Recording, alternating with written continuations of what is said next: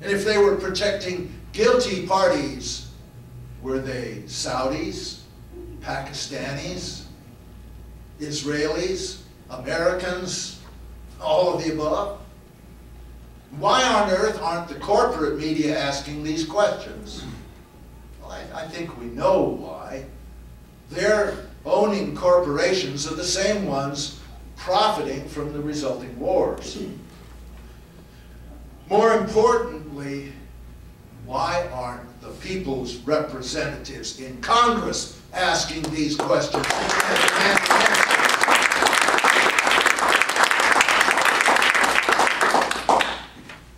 Are you all intimidated by how Cynthia McKinney and Kurt Weldon were pushed out of Congress? It's time to stand up for the American people and stand up for the truth. The Bush administration's wars of choice against Afghanistan and Iraq killed over 4,000 young Americans and hundreds of thousands of Afghanis and Iraqis.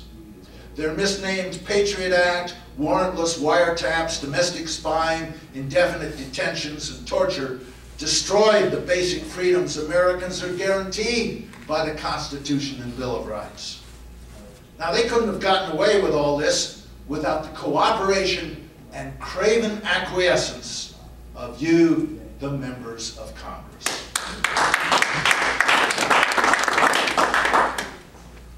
And they couldn't have done it without 9/11. Yet the American people have still not been told who was really responsible for 9/11. Dedicated researchers have proven that it could not have happened the way the Bush administration said it did. I mean, hijacked airliners do not fly around for an hour and 40 minutes without being intercepted unless our air defense system was deliberately sabotaged. And I say that as a former interceptor pilot. I've been there and done that. Steel skyscrapers do not implode and fall at free fall speed from a kerosene fire.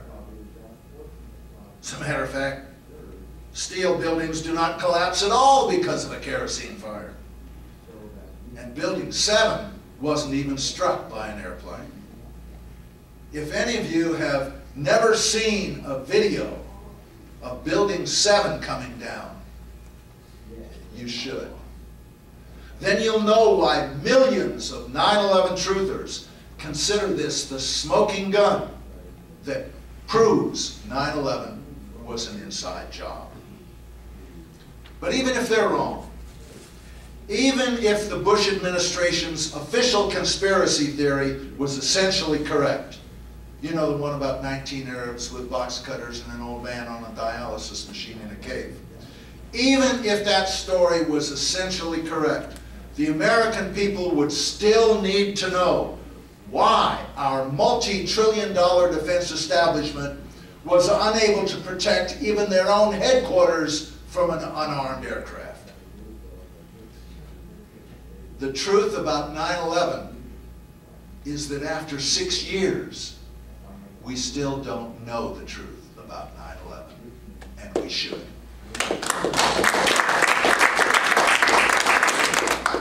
The American people deserve the truth, and so do the families of victims.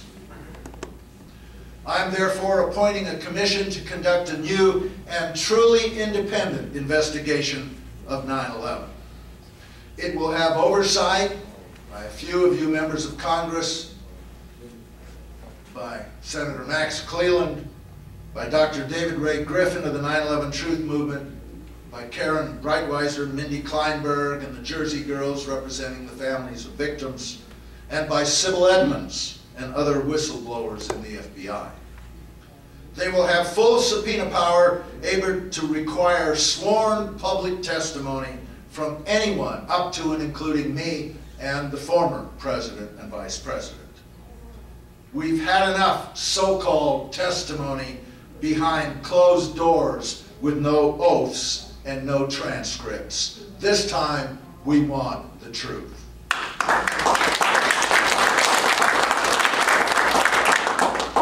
The new commission will examine all the evidence, even that which seems to contradict the official story. And it will have no predetermined conclusions about who the conspirators were.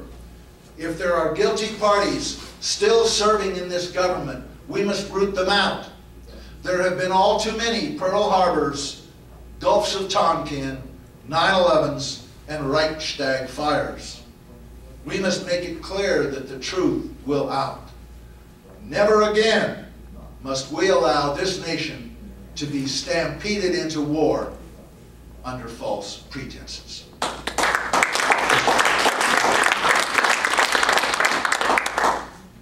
Speaking of war, the new Secretary of Defense, the Chairman of the Joint Chiefs of Staff, and I have redefined two basic missions for our armed forces: deterring anyone from attacking the United States with weapons of mass destruction, and defending our shores and borders from foreign invasion. Period. This redefinition of mission will, after a few years of transition, result in a peace dividend of $400 billion per year. Our goal is to transition from a wartime economy to a peacetime economy without a single person joining the ranks of the jobless.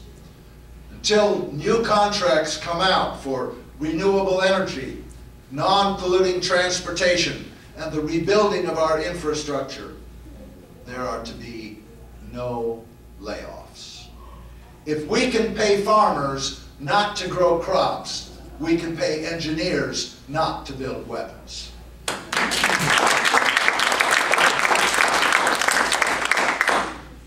Now, the part of the defense budget which is absolutely inviolable is that part which takes care of our veterans. The VA must be fully funded. Now, the cost of caring for the combat veterans from the Iraq War alone will be in the trillions of dollars over their lifetimes. But it is a cost we must bear. The signature wound of this war is brain trauma. And yet the Bush administration slashed the budget for the Brain Trauma Center by 50% in 1 year. To create so many thousands of disabled veterans in their wars of aggression and then refuse to take proper care of them was perhaps the worst sin of the Bush administration. The care of those wounded in action, racked by PTSD, and poisoned by depleted uranium is not a discretionary expenditure to be avoided by delay, denial, and bureaucratic red tape. It is a solemn obligation of this government, and it will be met.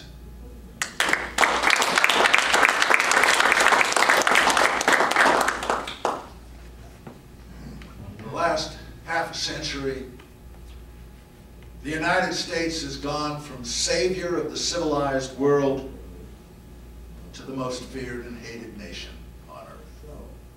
With our belligerence, our arrogance, our name-calling, our overwhelming military superiority, our unilateralism, and our troops stationed in 150 different countries, we have driven other nations to develop nuclear weapons to deter us from attacking them. We have then used their weapons developments to justify our further belligerence in a never-ending cycle toward disaster. The end result of all this is that despite spending $1.5 billion a day on military power, the American people today are less secure than at any time since the end of the Civil War. Hundreds of billions of dollars for Star Wars weapons, thousands of nuclear weapons, hundreds of thousands of troops, and the expenditure of $14 trillion since World War II have brought our people only more insecurity, massive debt, and the loss of many of the cherished rights enshrined